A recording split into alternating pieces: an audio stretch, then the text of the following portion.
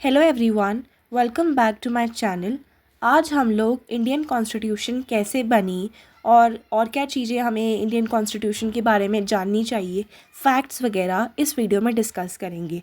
तो अगर आपको इंडियन कॉन्स्टिट्यूशन के बारे में जानना है तो इस वीडियो को लास्ट तक ज़रूर देखें and please don't forget to like, share and subscribe to my channel for more such informative videos. तो हमारे कॉन्स्टिट्यूशन दैट इज़ संविधान को बनाने के लिए एक असेंबली फॉर्म हुई थी जिसका नाम है द कॉन्स्टिट्यूएंट असेंबली। वो फॉर्म हुई थी in the year 1946 and also जो आम जनता थी इन्होंने लोगों को डायरेक्टली इलेक्ट नहीं करा था। जो मेंबर्स थे इस असेंबली के वो इनडायरेक्टली इलेक्टेड थे by the members of the provincial legislative assemblies. और क्या आपको पता है हमारे संविधान को बनने में कम से कम 3 साल लग गए थे। अगर मैं एग्जैक्ट टाइम बताऊं तो इट वाज 2 years 11 months एंड 18 days to complete the drafting of the constitution को अडॉप्ट करा गया था on 26 November 1949 and it came into effect on 26 January 1950 जब हम अपना रिपब्लिक डे भी बनाते हैं। कॉन्स्टिट्यूशन की ड्राफ्टिंग के लिए एक कमेटी बनी थी जिसका नाम था द ड्राफ्टिंग कमेटी। ये कमेटी बनी थी 29 अगस्त 1947। इस ड्राफ्टिंग कमेटी के चेयरमैन थे doctor B.R. Ambedkar. Doctor Ambedkar ने काफ़ी इम्पॉर्टेंट रोल प्ले करा था in shaping the final draft of the constitution. वो फाइनल ड्राफ्ट जिसे आज हम कॉन्स्टिट्यूशन या संविधान बुलाते हैं। उन्होंने सारे डिस्कशंस और डिबेट्स को ध्यान दिया, एग्जामिन करा और फाइनल वर्जन प्रिपेयर करा। उनकी इस मेजर कंट्रीब्यूशन की वजह से उन्हें architect of the Indian constitution भी कहा जाता है। वो स्ट्रांगली ये मानते थे कि इक्वालिटी, जस्टिस और इंडिविजुअल राइट्स का प्रोटेक्शन हो। वो चाहते थे और उन्होंने इंश्योर करा कि जो वीकर सेक्शंस है सोसाइटी के उन्हें प्रोटेक्शन मिले थ्रू कॉन्स्टिट्यूशन। अब हमने ये तो जाना कि कॉन्स्टिट्यूशन बना कैसे। अब हम कॉन्स्टिट्यूशन के कुछ फीचर्स के बारे में पढ़ते हैं। सबसे पहले बात करते हैं फेडरलिज्म की। So India has a federal system of government. इसका मतलब ये है कि जो पावर्स है वो सेंट्रल गवर्नमेंट और स्टेट गवर्नमेंट के बीच में डिवाइडेड है। तो इसका मतलब ये है कि जो सब्जेक्ट्स सेंटर के हैं वो सेंटर के पास होंगे और वो सेंटर उस पर काम करेगी, और जो सब्जेक्ट्स स्टेट के हैं उस पर स्टेट काम करेगी। और कुछ सब्जेक्ट्स शेयर्ड होते हैं जिसमें दोनों काम करते हैं, उन्हें हम कॉमन सब्जेक्ट्स भी कहते हैं। तो लिस्ट होती है सब्जेक्ट्स की और सेंटर पे काम करती है, स्टेट पे काम करती है। एंड जो शेयर्ड और कॉमन वाला होता है उस लिस्ट ऑफ सब्जेक्ट्स को हम कॉन्करेंट लिस्ट कहते हैं। इस डिवीजन ऑफ पावर से मिसयूज ऑफ पावर प्रिवेंट होता है और स्मूथ एडमिनिस्ट्रेशन करा जा सकता है। The next feature is the parliamentary system which is very similar to Britain. इस सिस्टम के अंदर हमारा जो प्रेसिडेंट होता है वो नॉमिनल हेड होता है कंट्री का। मतलब प्रेसिडेंट जो है वो हेड है, लेकिन जो प्राइम मिनिस्टर है वो है रियल एग्जीक्यूटिव अथॉरिटी। मतलब प्राइम मिनिस्टर के पास रियल पावर्स हैं।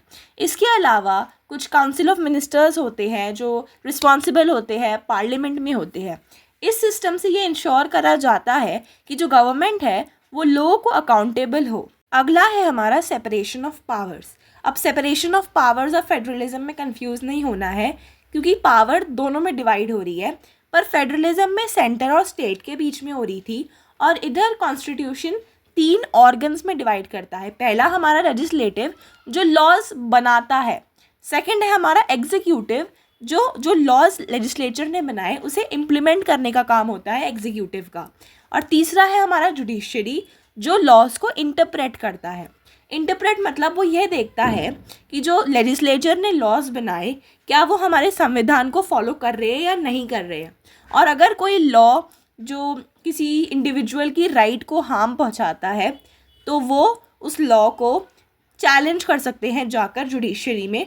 तो वो इंटरप्रेट करता है लॉज को, देखता है कि जो लॉज बने हैं वो सही तरीके से फॉलो हो रहे हैं कि नहीं। सो सॉरी ये स्लाइड पहले के आगे ही बढ़ गई, पर थोड़े और फीचर्स जानते हैं। नंबरिंग गलत है उसके लिए I am so sorry, but the 4th feature is fundamental rights. Constitution जो है वो हर सिटीज़न को कुछ फंडामेंटल राइट्स गारंटी करता है। ये राइट्स इंडिविजुअल्स को इनजस्टिस और मिसयूज़ ऑफ पावर से बचाती है। कुछ इंपॉर्टेंट फंडामेंटल राइट्स जो मैंने इधर हाईलाइट करी are right to equality, right to freedom, right against exploitation, right to freedom of religion, cultural and educational rights, right to constitutional remedies. If you want me to explain each and every right, please comment down. Next is secularism. India is a secular country. इसका मतलब ये है कि India का कोई भी official religion नहीं है. गवर्नमेंट सारे रिलीजन्स को इक्वली ट्रीट करती है एंड सिटीजन्स आर फ्री. वो किसी भी रिलीजन को फॉलो कर सकते हैं और अगर उनका मन है किसी भी रिलीजन को फॉलो नहीं करने का तो वो नहीं भी कर सकते हैं. They are free to choose any religion they like. Secularism से रिलीजियस हार्मनी और यूनिटी प्रमोट होती है. एंड हमारे इस वीडियो का लास्ट फीचर्स ख़त्म नहीं हुए हैं कॉन्स्टिट्यूशन के. And if you want to discuss more features please comment for it. I will bring another video. And for this video ये है हमारा last feature, that's sovereignty. India एक सॉवरेन नेशन है. इसका मतलब ये है कि इंडिया अपने खुद के डिसीजंस बना सकता है. उसे किसी भी एक्सटर्नल पावर की ज़रूरत नहीं है कि वो इंटरफेयर करे इंडिया के इंटरनल और एक्सटर्नल मैटर्स में. And it reflects India's independence and authority. हमारी इंडियन कॉन्स्टिट्यूशन को बैग ऑफ बोरोइंग्स भी बोला जाता है. पर इसका मतलब ये नहीं है कि जो भी हमने बोरो करा है वो पूरा कॉपी कर दिया या चेप दिया. इसका मतलब ये है कि जो हमारे मेकर्स ऑफ कॉन्स्टिट्यूशन थे उन्होंने बाकी दुनिया के सारी कॉन्स्टिट्यूशंस को स्टडी करा, उनके सारे बेस्ट फीचर्स को अडॉप्ट करा, लेकिन उसे चेंज करा और उसे अडॉप्ट करके कॉन्स्टिट्यूशन में चेंज करा according to the Indian conditions and फिर उसे कॉन्स्टिट्यूशन में लिखा. फॉर एग्जांपल पार्लियामेंट्री सिस्टम हमने ब्रिटेन से इंस्पायर होकर लिया है. Fundamental rights are from USA. The directive principles of state policy are from Ireland. And the federal system हमने कनाडा से लिया है. लेकिन मैंने जैसे कहा कि हमने चेंजेस के साथ बोरो करे हैं, जो भी फीचर्स बोरो करे हैं. And in this federal system हमने स्ट्रॉन्ग सेंटर रखा है जो कनाडा में नहीं होता है. हाँ जी, so now we come to the conclusion. And so yes, the Indian constitution is the longest written constitution ever in the whole world. It reflects the dreams of the freedom fighters, the vision of equality and justice, and the commitment to democracy. It provides for us एक framework जिसमें governance करी जा सकती है and it also protects the rights of citizens. तो इस वजह से ये जो हमारा मेकिंग ऑफ कॉन्स्टिट्यूशन है, it is not only a legal process but ये फाउंडेशन है हमारे इंडिया का. अगर आपको ये वीडियो पसंद आई हो तो प्लीज़ इसे लाइक करें और प्लीज़ कमेंट करें अगर आपको ऐसी और वीडियोस चाहिए. And do subscribe to my channel. Keep smiling, keep studying, take care, and I will see you in the next video. Thank you so much for watching.